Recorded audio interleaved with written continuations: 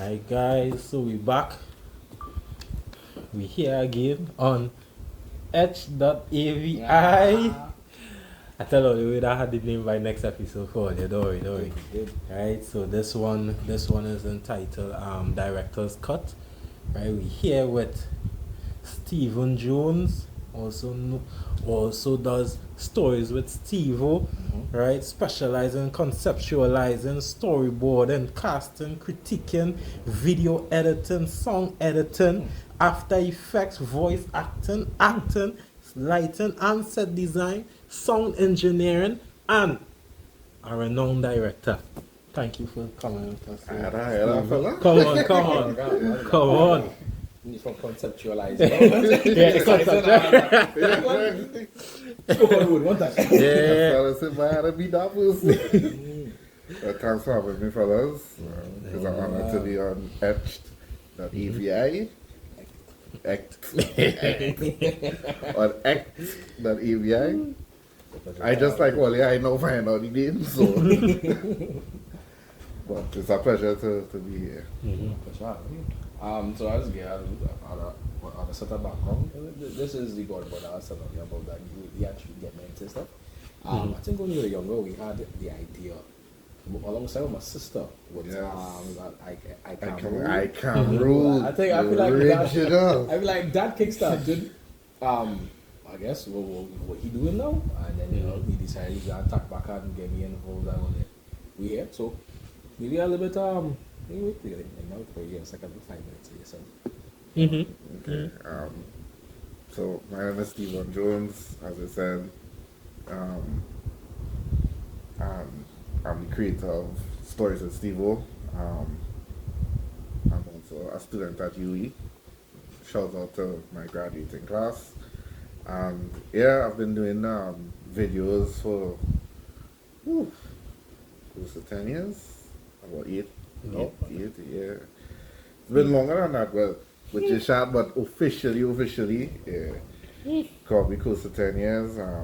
But it's probably been longer than that. I've always had an interest in videos, and from there I kind of built it into Stories with Stevo. If you guys didn't know, Stories with Stevo actually happened after I got into an accident. I was just like, after I got into an accident, I was just watching my car and I was like, oh, this could have been the night that I just didn't make it. And after that, I was just like, you really like to do this, why you don't just like make it official and start to push it hard? So Stories with Stevo was born out of that. It's been challenging, I wouldn't say, but I think that every year we look at every year with optimism and new challenges arise and we look to face those challenges. I agree. Boy, it's a good thing you didn't give up. Never give up on your dreams out here, yes, boy. Lord. Beautiful thing, because now, as they tell me that story, which I should remember by the way. Brick dog. Yeah. It really shows you, I don't know, like the connected dots, you know? I was really thinking about it, like, imagine if, thank God that happened. I just saying what's happened, but where would that have led us now? You know? And that would be me getting involved in this and getting deeper involved into creativity. And especially with Rick, because then suppose Rick would come out and be like, I like this one, I would be like, nah, I don't know, but I'm okay, I'm good, G. I guess it's like a precursor. But so we said the episode today is Director's Cut, right? So you're gonna get the insight of your mind, the director himself, on what is the Director's Cut. So, we can dive into it one time. Alright, cool. Right? Well, I would say, we get into it one time, right? So, I know you just share with us, your story of how you started Stories with Stevo and stuff like that. So, can you share with us your journey in becoming a director itself? To be honest, becoming a director is not by choice, it's by force. Thrust up. Yeah, according to the shot, it was thrust on me. It's true. The free that, yeah, alright. Because when I started, the first video I actually started, I actually just took clips from the internet. It's nothing big, it's like a stupid basketball video. But I just took clips from the internet and some video that I made like 10 years ago. I just put the two together and I was like, this might be funny. And then from there, I just went to basically Emil. I think at that time Emil bought OnePlus 6, or he had a phone that could have do video and it could have done 4K. So I was just like, oh, Emil, you had this phone, let me go and record. So it's just basically I just used to pull all my friends into it. Just try to remember, we used to go in the back by Emil and record the football video. With all them, like, all of them videos was like the start. We didn't have no camera, we had no gimbal, we had no sound design, we had nothing. All we just had was the cell phone.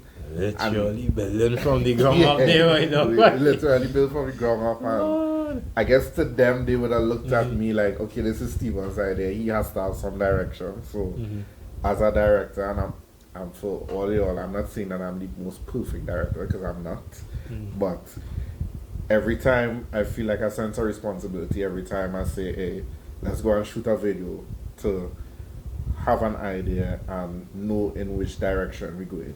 And okay, I'm not jumping your podcast. Nah, you go ahead, you go ahead. Yeah, you just flow.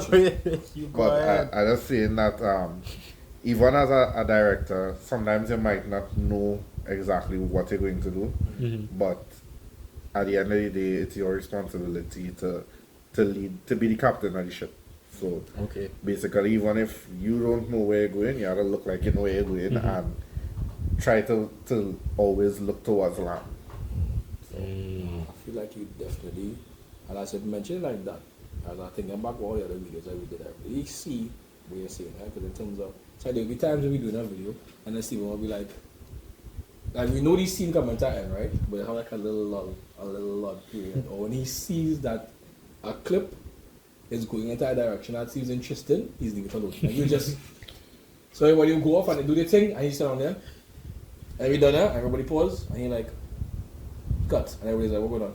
And it's like, well, no, well, I see this was going this direction. So as it's going in that direction, I say, let it play out, because we don't know what tips we can really get from it now. So I didn't say that, I was like, oh, okay, you just mad on it. I was like, the boat, and you rock back there. I was like, okay, well, now I go just, this is the direction we want to go to in the map. And where we going? Fix up. Yeah. And also, just say that, like, do you have a process when you're like working with actors on like character development and stuff? As we on that topic? Well, now that like years into it, and going back to school as well. The more that I learn, I try to basically pass that knowledge on to my actors. So now storyboarding and all of these things like character development, writer's room, all of those things are now becoming part of my process. Because not all the time, and especially as projects get larger and you work with more people, you can't always like wing it. So you must have like some kind of structure. And because sometimes you legit, even the best people who wing it will reach a point where you're basically stuck. So that is where the structure will come to help you basically say, okay, this is the destination. This is what the ideas were. Of course, there will be some flexibility where you could say, all right, we could change this doesn't work, or people will come with new ideas.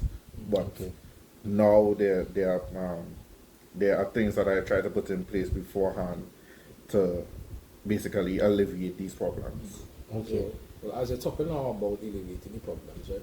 And I hear you spoke about the writer's room. You get give you a little idea of how that process is, like how breaking that down, what happened, and making sure it's still in a structure of the overall story.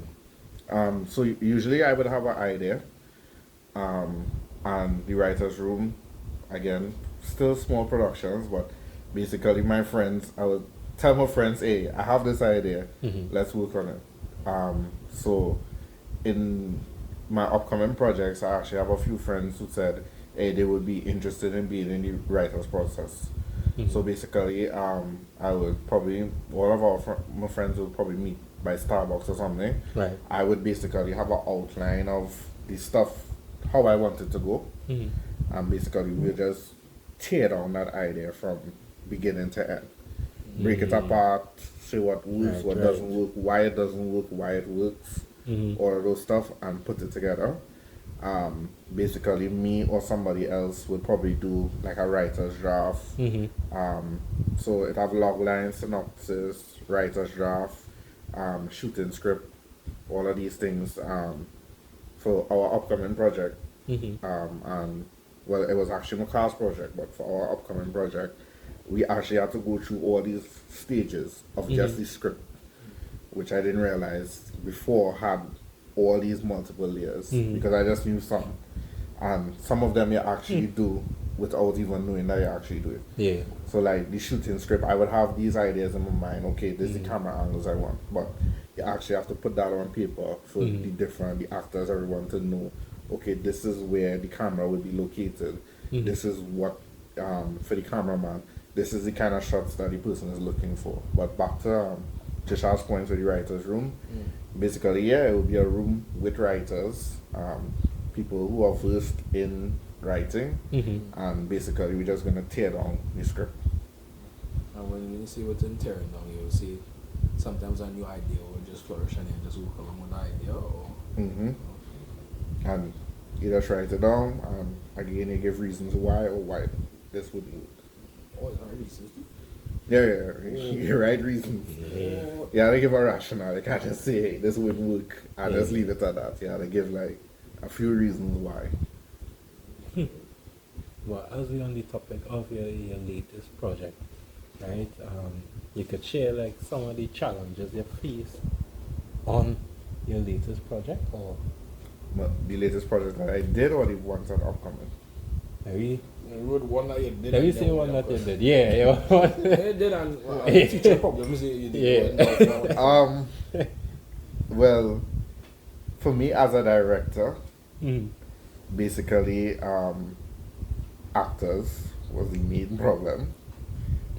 Not throwing anybody under the bus, because I'm grateful for anybody who even says, hey, I would like to be a part of this, but I know life be life in, so I know that things come up and people can't make. But we actually had 2 actors cancel on us, which was devastating to me, because you basically plan everything up until this point. Yeah. And when they cancel, it's like a huge dynamic shift. Yeah, just So, as per my usual, back when we now started, my godbrother was there, so like, thrust my godbrother into the next role and go back to basics. Because no, as a director, you go back to your instinct. Yeah. So when the plan fails, you'll be like, hey, this is what I know how to do.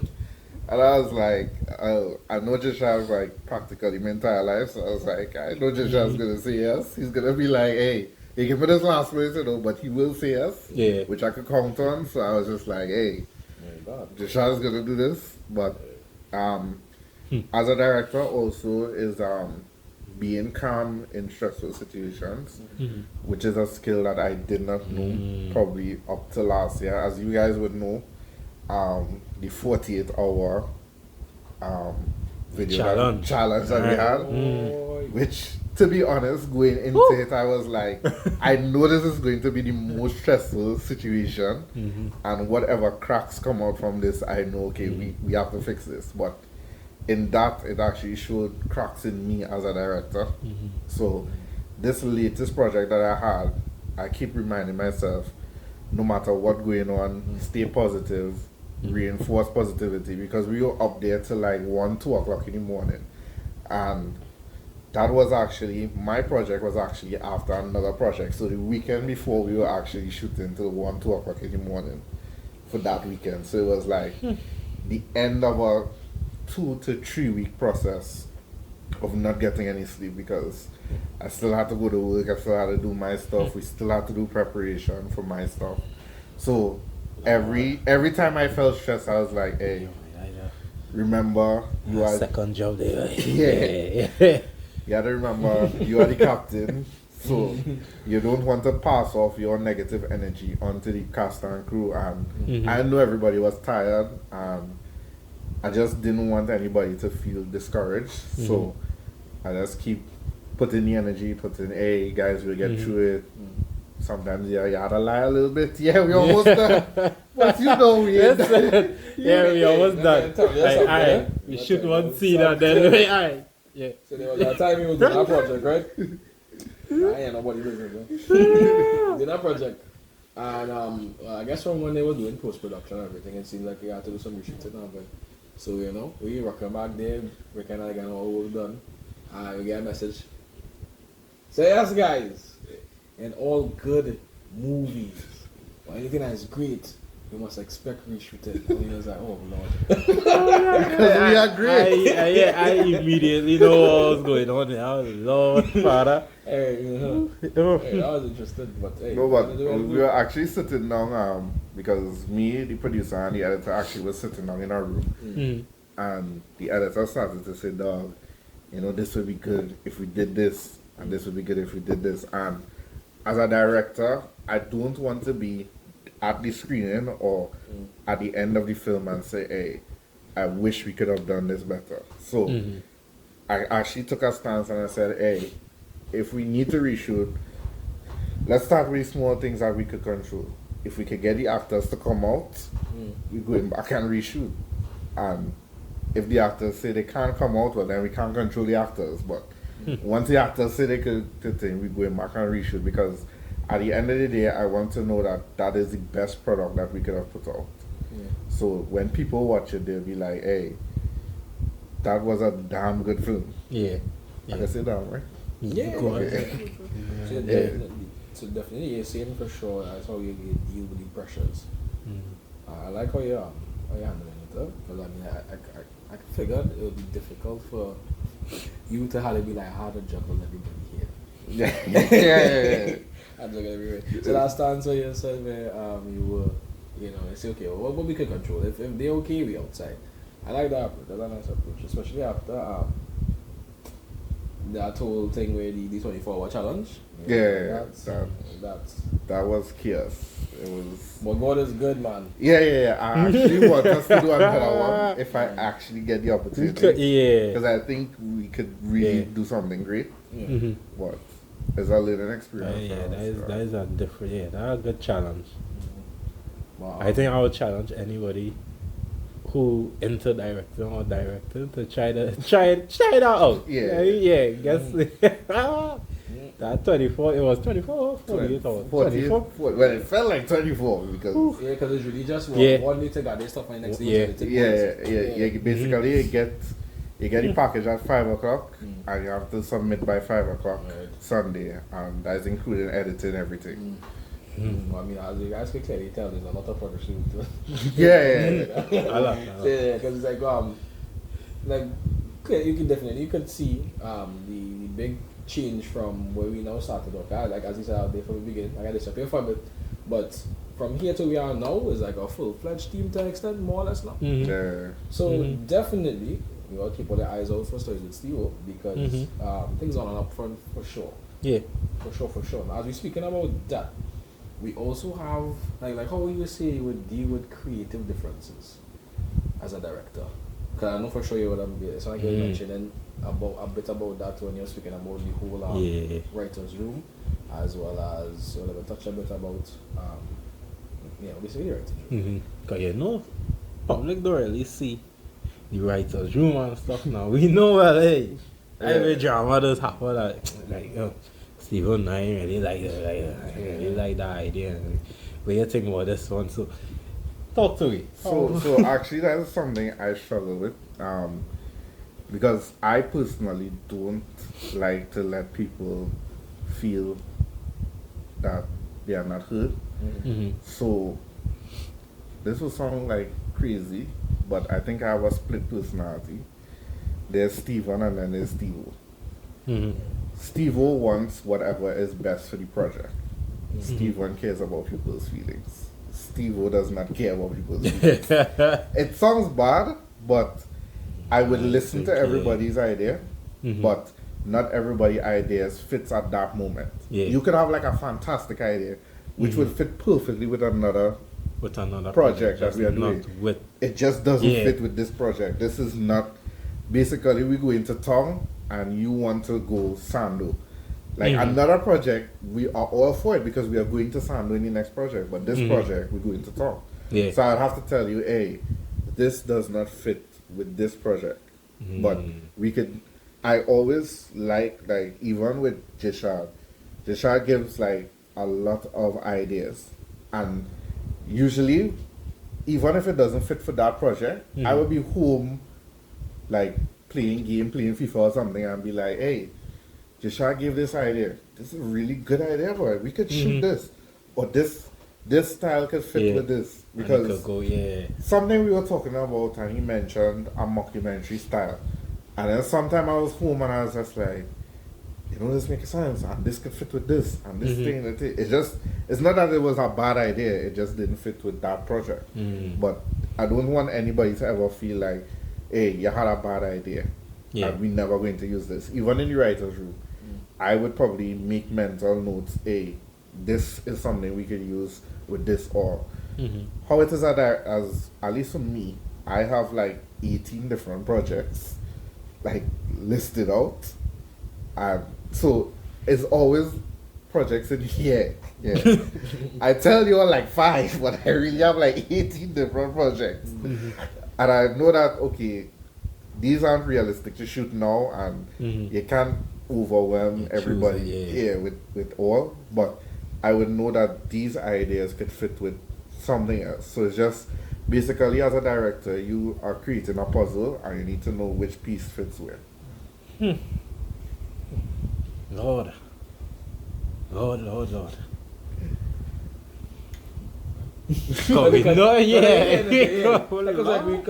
Like for sure, like we hear him speak about it, and like for sure we would have seen at times we would have seen Steven sitting on his ears going. They're like, okay. What he trying to cook up here? So then we were like, okay, let me get a writer's room, let me get an info. I got a good idea though. I think one of these days we probably get Steven to come back in again and probably do a podcast on just a writer's room. Yes. Like we just fleshing out the idea. But definitely that wouldn't air until we drop the project at least, because we can't be giving the whole scene, but they would see exactly what the creative process is. I remember time too. We were doing a video and had all of us now. We don't know Steve was the director, but he pitched what the idea was, and then the team was building from there. And he sat right there and he was watching everything happen up, right? And I feel like that was also an aspect of directing as well, because he was like, I don't know if you're going to release that one, though, that the one with Haiti. Just Haiti. Yeah. No. And boy. And he was on there and he was like, okay, this is the idea that I want here. Boom. Right? So my cousin spurred her and she was like, so you see I have this character, what kind of character is this? And at that moment, I see his gears was moving, but then he was like, I'm going to let her cook, because I feel like she has some coming. Yeah. My girl was like, Bo, this is the character. He was like, you can work with that. Lovely. And he was like, what about this one? I was like, alright, this is this character. Boom. He was like, bet that fits. So you get like, it's not that it look like he rocking back in a way, but you can clearly see, or you might seem as though we pulling some weight. But yeah. Let them cook. Yeah. So you're saying about, now I do remember you were making mention about technical aspects, right? So how you would see your balance between technical aspects as well as the creative aspects? How exactly do you keep that? That for me is basically a very weighted question, because for the last like 4 years, I think I have a problem. But I like to buy film gear. Like, I would be like, okay, this come out. Alright, check the budget. Oh, now we will figure out how we pay for that later. Right. And that credit card was just swipe, because I'm just like, dog, if we buy this will be so much better. If we buy this will be better. If we buy this will be better. Credit card so dangerous. Yeah. I would just, like, I would be on set and somebody would probably be like Joshua would be like, you know, if we had this will be better. And like, that will bother me till I reach out. So I will be like on the computer, I'll be like, dog, audio equipment, alright. Okay, audio is a software. Like, buy audio equipment. Then this. And then after, like, 2 weeks later, I'll be like, dog, I gotta pay for this, dog.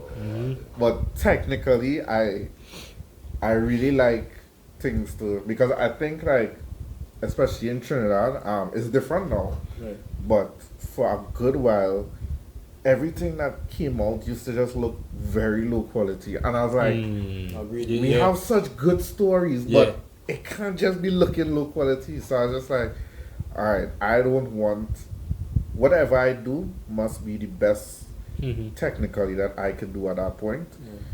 Which again is also a software, because all you know, like, I had like this big duffel bag and I would just bring all the equipment I have on a set. So I would have cameras, tripods, stands, light stands, soft boxes, all the lights I have, which is not necessary. And now I kind of compact everything as to basically, again with the pre-planning, all that comes, you know exactly what you need to bring. So sometimes you don't need to bring all your cameras because you're not going to use all your cameras. So that in itself makes things easier, but technically, I think that is a big importance to have things technically sound. And I cringe, that's another thing, I cringe to look back at my old videos because whatever technical mistakes. No, like we did Monopoly and I'm watching Monopoly and I'm like, why is that light in the background? And I'm like, that is such a rookie mistake, and I'm like, so cringe. And like when people watch it and they be like, that's funny, I'm like, no, don't watch it, it's terrible, it's hideous, don't watch it. But the videos aren't for me, they are for the audience. So if the audience likes it, you go ahead, but next time I'm trying not to make those technical mistakes. We learn as we go. That's deep in terms of the audience perspective. Will always be different from a director's perspective. It really is. Like things I would be like, dog, I should delete this video. People will be like, dog, I watched this video like 20. I'm like, why are you watching this 20 times? And they will be like, dog, I really like it. So I was just like, alright. I agree. Especially when you mention like certain places when you're watching the quality in Trinidad and stuff. I don't know. We ain't calling we ain't calling no names, but no, I mean, my God, really and truly, when you watch a American advertisement, a foreign advertisement, and you watch a local advertisement, you could clearly tell the difference. I don't know what is the problem. I don't know if it is we're not investing enough money into quality or equipment or yes and yes. It is. I ain't trying to get out. It is good. Yeah, boy. No, I mean, I wouldn't say his name, but there's a popular content creator who I personally like his videos. They are not technically sound. They are far from technically sound, but they are very funny, and I actually think that he's my competition. I mean, technically we have different outlooks, and I think there's charm in what he does because that is his style. Right. But for me and Stories with Stevo, I don't want my videos to look a certain way. I mean, I want the technical and the story aspect to kind of meet in the middle. Okay. So when you speak about style, right? A specific individual come to mind, right? I don't know much directors, right? But what I he had a technical issue, right? Yeah.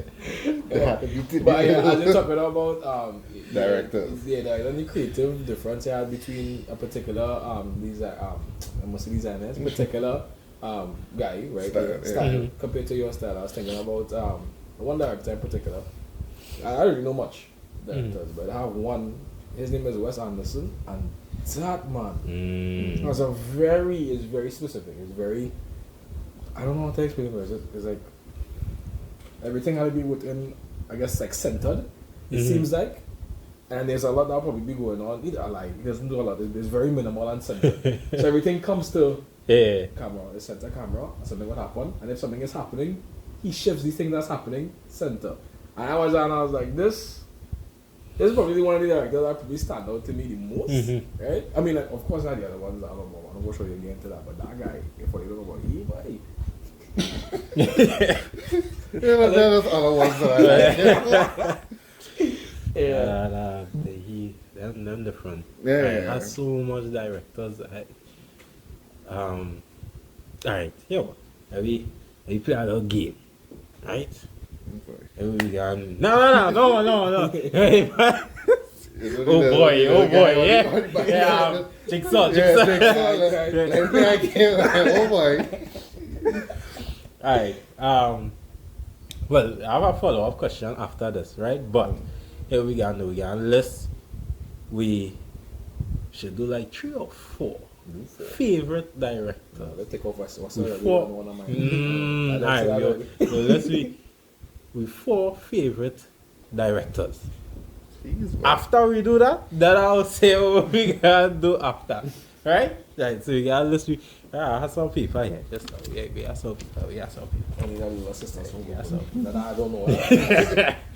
I just a little rusty. Some people. I need people too. Cool, we gotta get pen. Alright. I go use my phone. Yeah, alright. I got list mine. Alright. Don't go and look at my computer like cheating, huh? Nah.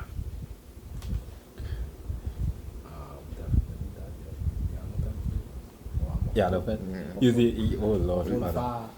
Use notes on your computer. Oh, my God. Hey.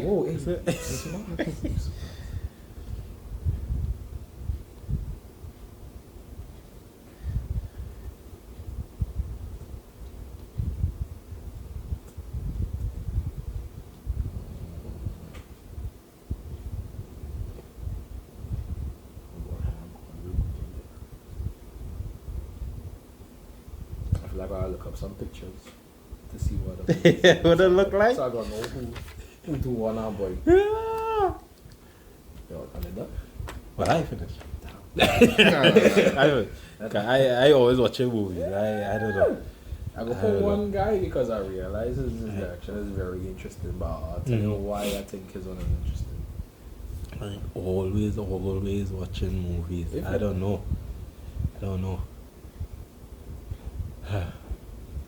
We are The studying. directors is this control color grading. Not all know that's a whole different thing. All different thing. No. That I know some of them just be like in the room, like thing. I have a listener. If Nah, you if see we about need that help. I get pictures to go to now, man. True. But some names might stand out. To have Christopher Nolan, Steven Spielberg, Martin Scorsese, James Cameron. But your name was Lord. No, Scorsese is a big one though. Yeah. James Cameron, Ridley Scott, Tim Burton, David Fincher, Quentin Tarantino, Spike Lee, James Wan, George Lucas, Star Wars. Yeah. Peter Jackson, So like you rapping it. James Mangold, come on. George Miller, Edgar Wright.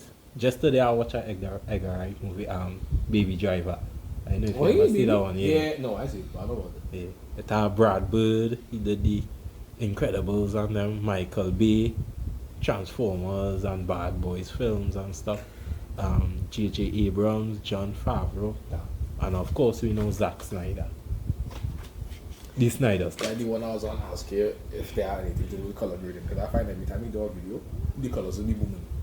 Like, they go Zack up. Snyder? Yes. He does. He is one of them that does Be in the room. yeah. Alright, Be I there think, to yeah. think. He does always have that kind of dark kind of yeah. Yeah. And so don't put him on the list. He's that yeah. Nah, he not Outside? man. Yeah, he's one of them that is be there. I just need to know. Who's the director for Avatar. The blue people. James Cameron. James Cameron. You can't say that's my Avatar. 4, right? 4. Yeah. Right. 1, 2, 3, 4. Okay, good. You will know for sure we will all have this person, I guess. Oh, of course. I know for sure. We just go in and cross-reference some way. I don't think they'll have the same as me. No, we don't. I don't. I don't, yeah. Mine way different. Yeah. No, I feel like what we'll do is after this podcast, we should also looking at some more off the branded ones. Cause like, I know like you have production because people, like what E24, apparently E24 has been popping off because of the type of movies that they have been producing, and it's been very different now. But so for sure, I'll see if I could find out the directors for those. I feel like now I should tap into that. You know? Do you have to give a reason why? We just always. Do you have to give a reason? Oh, okay. Not yet. Okay, alright, yeah. I want to jump up myself. That's it. Right? So, as well, we are going out order. Right. We will let the guests go first. Let's even go first. Right? Yeah. Right? Alright, so the top of my list, coming in number 1, is Orson Welles. Yeah. That's what I wanted for one time. What? Yeah, right off the bat, you done stump with it already. Rest in peace. Yeah. No, I tell you, I was like, I don't do some homework. I need some worse. Second director, Trinidad's own Damian McCannell. Okay. You know him, he did Cheese. And, Right. Okay. And God Loves a Fighter. Oh yeah, wait, this one. Wait, yeah. R.I.P. Rest in peace. Yeah. Oh, there, wait. Awesome. Third Citizen one. Kane, needed Citizen. Okay. Yeah. Right. Okay. Third one is Brett Ratner, because I think Yes. Rush Hour. Rush Hour. No, I can forget the Rush Hour is the greatest movie, dog. Oh my And goodness. The last one, little weird, but Malcolm D. Lee, who's actually Spike Lee's cousin. I forget. Yeah. That's Spike Lee's cousin? That is Spike Lee's cousin. Legit. I did not know that. Yeah. What? Malcolm D. Lee? Yeah. I did You know, not know sounds that. so generic compared to his list. Oh my god. Yeah, I have mostly the the well-known one. Yeah, I have to change that yeah. because, you know. He did the Best Man series. Yes. Boy. Not the Best Man series was Night Barbershop, the new Barbershop, Space Jam, Welcome, Rascal J. Okay. Yeah. Oh, I could forget it. Yeah, he did like Night School. Yeah. Right. Most of the movies he grew up on. Night School? Yeah. Oh boy, I work Kevin up, right? Yeah. What? Nah, he's a big one. Okay. Alright, let me hear all the list. Well, oh my god. Well, mine is more. Well, we know these. Of course, number 1, actually, it's not even in order, right? Is Christopher Nolan, Michael Bay, Right. James Cameron, and Brad Bird. Okay. Right? I feel like we would have some similar ones in this, but I think the reasons will be different. Okay. Wes Anderson, because you don't know we talk about Wes. Right, Zack Snyder, I mean, kind of get my reason already. James Cameron and Christopher Nolan. Right. We had 2 cross-check. Yeah. Maybe for a fight, man. But I don't know why for some reason Christopher Nolan films and them, I don't know why. That man on a different level. But what has killed me is after watching most of his movies and I realize his brother does be in all of them. And his brother doesn't even get, like, he not as well known. Well, to me, I don't really hear about his brother Jonathan Nolan. And he do the new Fallout series.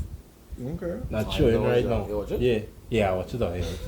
I find it was good. Stick, bud. Yeah, I don't think. Yeah, I always always movies, always series. Huh? I think IGN gave you 8 or 9 or something like that. Yeah, it was good. It was based on a game. I thought you would watch that. You a strong game. I don't know.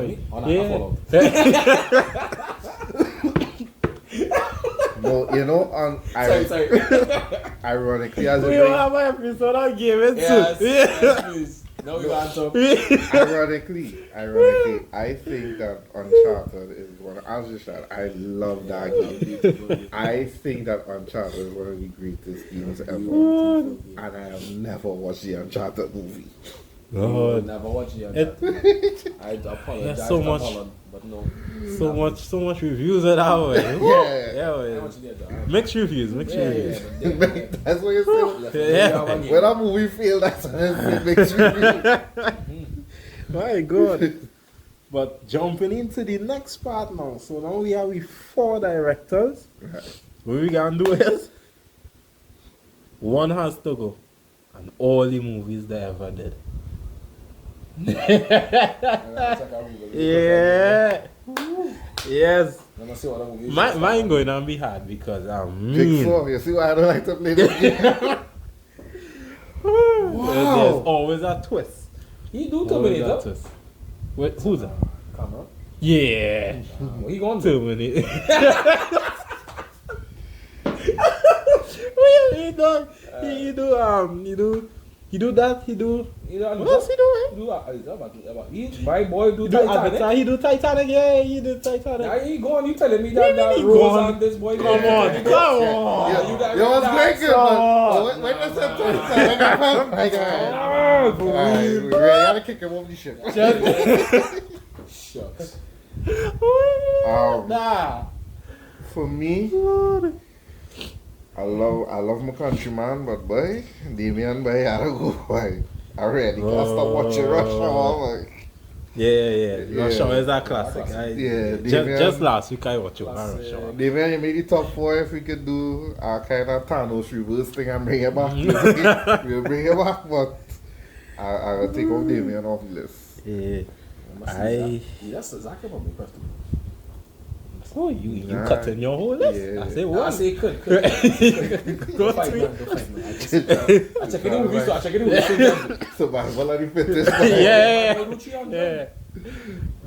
did that. He did 300. Yeah, that's yeah. You could, well, why we here Do still? sucker punch too. Yeah, man, sucker punch. Yeah, like I saw he was doing because he was doing the thing where she was dancing and Yeah. he was doing fighting. Oh, yeah. So I understood. I like that. Yeah. That was cool. Because like what for me, what I appreciate with directors is technicality. Because they tell them a certain thing that things happening for sure. Was sort of like that. That's why I tell them I like Wes Anderson. That's why I say I find is that cool because that could have been the color graded. Everything dark. Yeah. Dark is like a Yeah. rough. I don't know, boy. Or something. Cameron. Oh, and he do the new Rebel Moon on I want you to get to know. Yeah, what? I want you. Oh, That fuck dark too. So that's basically Yeah. the interpretation of Yeah. Star Wars. Yeah. Basically, yeah, his lightsaber. Yeah.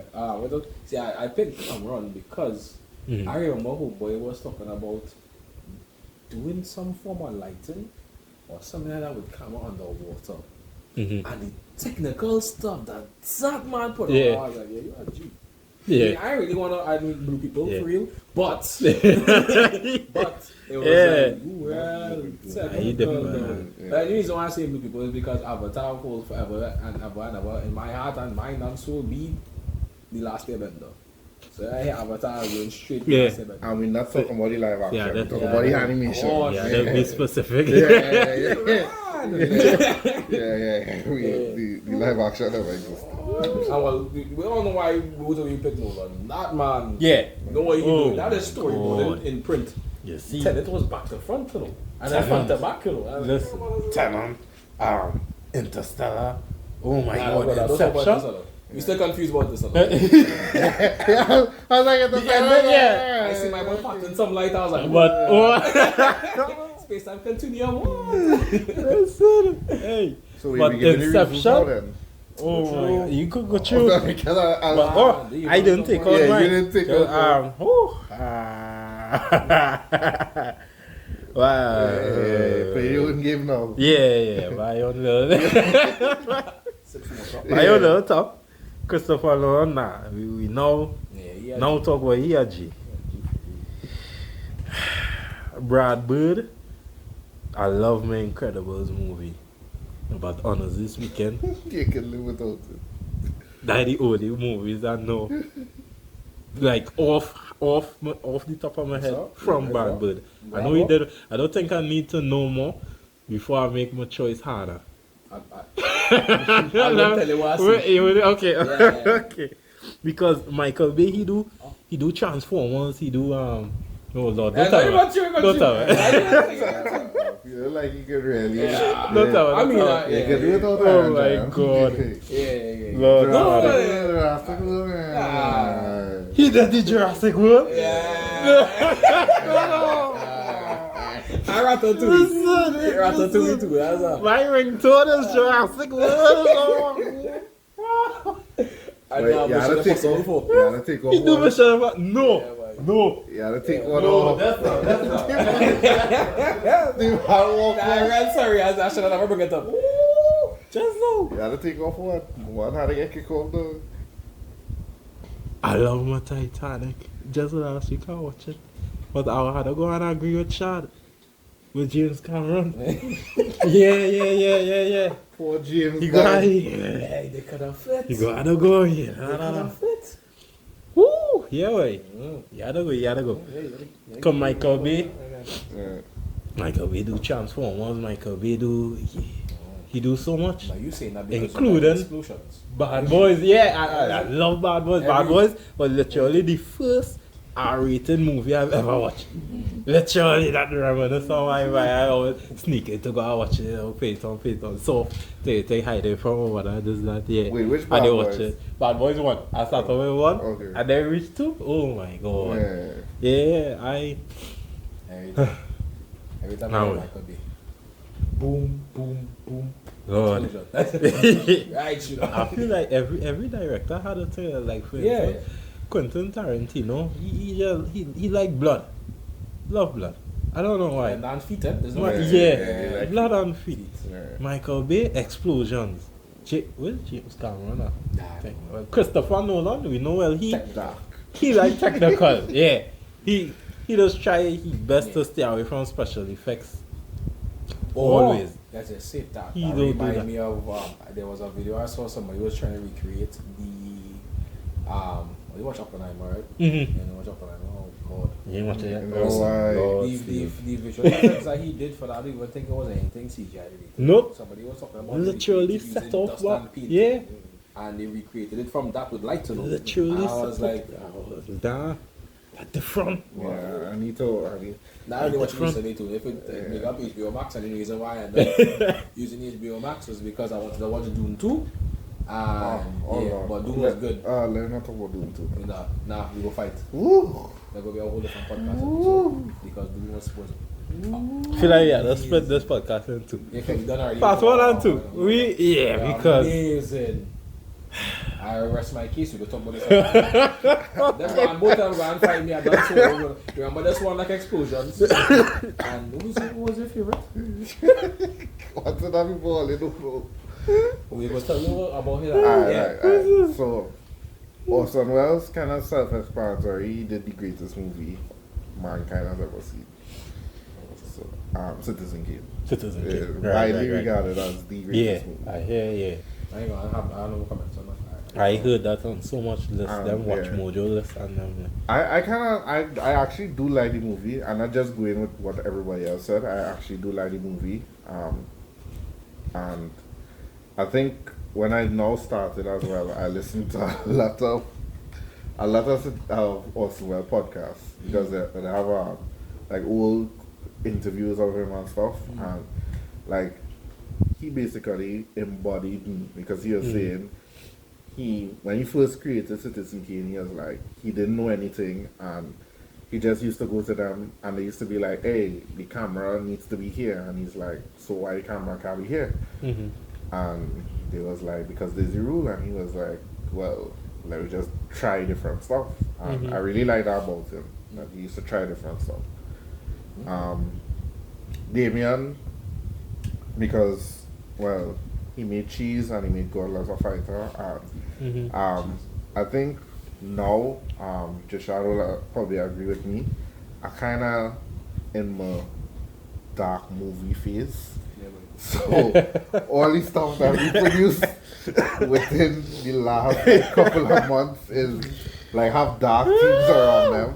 I have a story for that, but I guess we can do it in part 2 if we have a part 2 of the We podcast. definitely have enough part 2. Yeah. Right now, it's about So I can tell you the story of why that is, but Damien, shout out to Damien, Cheese, and God Loves a Fighter. I really like those movies. Brett Ratner, legit. Hey. No, you see Brett Ratner and Malcolm Lee. Hey. I had 2 DVDs. One DVD had Rush Hour, one DVD had Undercover Brother. I asked my mother is my witness. Every day I would watch those 2 movies. But not the whole thing.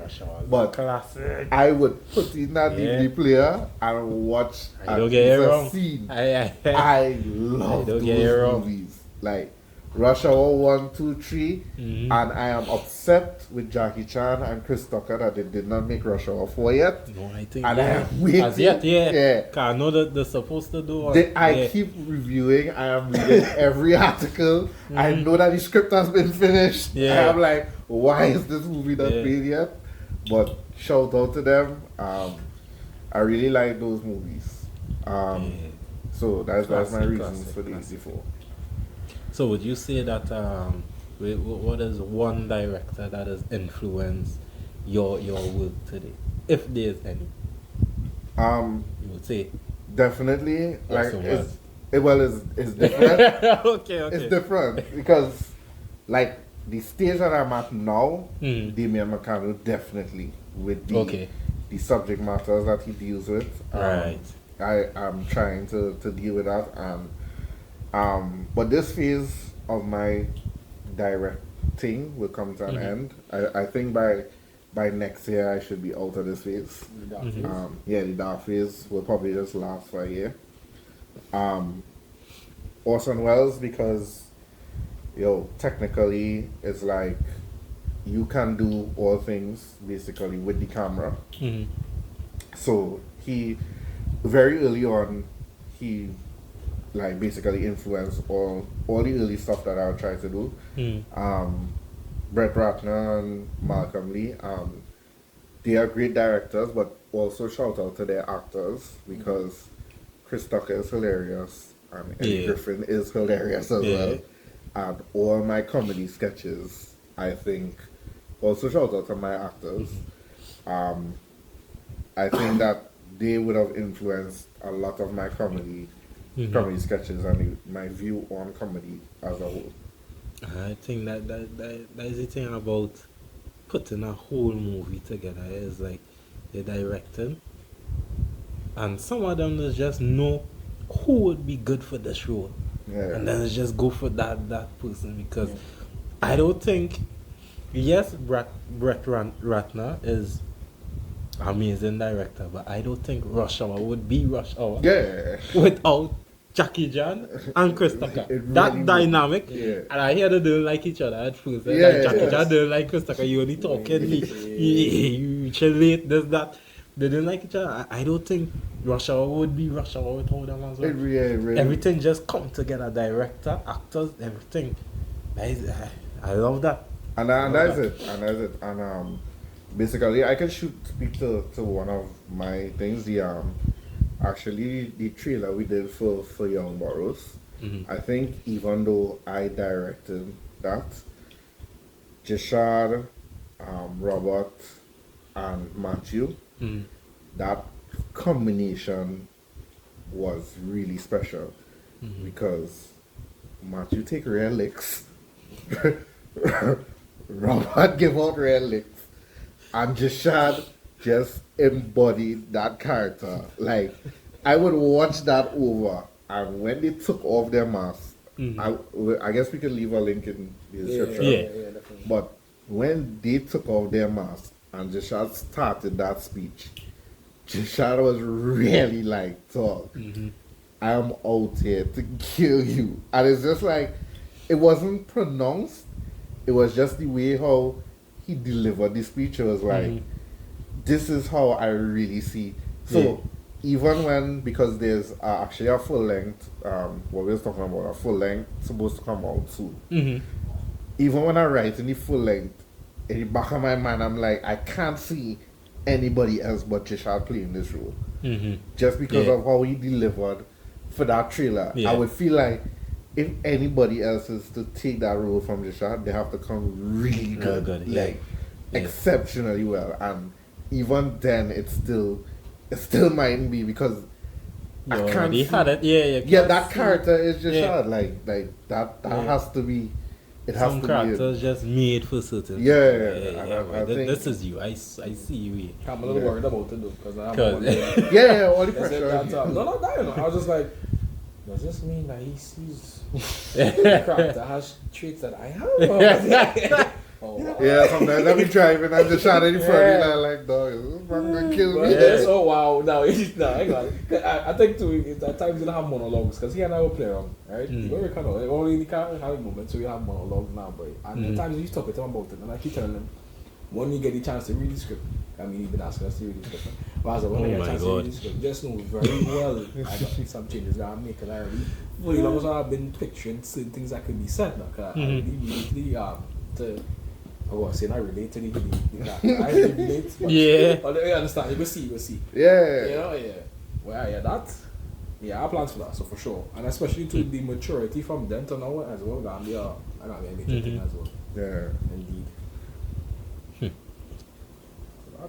Right. So tell us, what well, this is for the audience really. What advice you would give anyone or somebody who want to become a director? First, I would say education is important. For me, for a long while, I would just wing it. YouTube videos is good. YouTube videos is better. Is really better than nothing. You could learn a lot from YouTube videos. A lot. But I would also say get a mentor. Actually, quite recently, I asked someone to be my film mentor. And I think that because from afar, is actually somebody I know for a really long time. But from afar, I would just watch what he is doing, and he actually was one of my motivating factors. I ain't gonna shine up the man, but just knows him as well. And he popped a picture with Will Smith, and I was just like, dog, this man was with Will Smith and getting like knowledge from Will Smith and all of these things. And not only that was a motivating factor, but also his work and the amount of dedication that he puts into his work. Even stuff I didn't know about him, I found out recently, and I was just like really inspired by him and his work and stuff. And I think that also is important. Like if you want to become a director, knowing somebody or following somebody who is also a director, that will also give you some guidance. I mean, I'm not saying that each individual is different, so I'm not saying, hey, you need to be a carbon copy of this person. But also having some direction and guidance is also important. It also helps if you know time and place. You know when to be stern, you know when to be soft. As people may know, I have a short fuse, so also if you have a short fuse, speaking from experience, if you have a short fuse, you need to know that you have a short fuse, and you cannot have a short fuse as a director, because you need to be basically the anchor also that holds down the ship. So you need to know when to be patient, when to get on somebody's back. You need to know that balance as well. That also helps as a director. Being organized also helps. I'm not the most organized person, but putting effort into the organization helps. And also try your best. Don't be down on yourself.